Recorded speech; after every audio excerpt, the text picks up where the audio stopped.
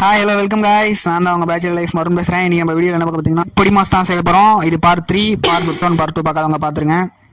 அவன் இன்னும் திருந்தலமாமா.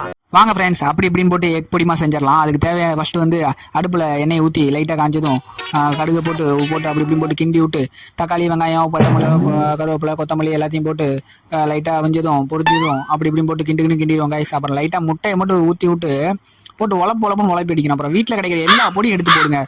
நான் பார்த்தீங்கன்னா வீட்டில் கிடைக்கிற எல்லா பொடியும் எடுத்து போட்டு விட்டுருவேன். மிளகாத்தூள், மஞ்சத்தூள், கறி மசாலா தூள், பெப்பர் தூள், இஞ்சி பூண்டு பேஸ்ட்டு, கறிக்குழம்பு பொடி எல்லா பொடியும் போட்டு விட்டு அப்படி இப்படி போட்டு கிண்டி விட்டிங்கன்னா நம்ம பொடி மாஸ் ரெடி. இன்னொன்று பார்த்தீங்கன்னா பேச்சுலரில் பார்த்தீங்கன்னா வடக்கணுக்கு மேலே இருப்பாங்க. நீட்லெஸ்லாம் எதிரே பார்க்காதீங்க. போட்டு கீழே கிடக்கிற எல்லா கிடக்கிறதையும் நானே எடுத்து போட்டு விட்டுருவேன். பார்க்கலாம் மாட்டேன். ஆனால் எங்கள் அண்ணன் தான் பாவம் சாப்பிட்டுட்டு என்னென்ன பண்ணுறானோ தெரியல. இது வரைக்கும் அண்ணனுக்கே தெரியாது. ஆனால் இந்த வீடியோ பார்த்து தெரிஞ்சிடும். ஒரு வழியாக அப்படியே செஞ்சு முடிச்சாச்சு பொடி மாஸ். திரும்ப ஆரம்பிக்கிறேன் ஸ்க்ராட்ச்லேருந்து.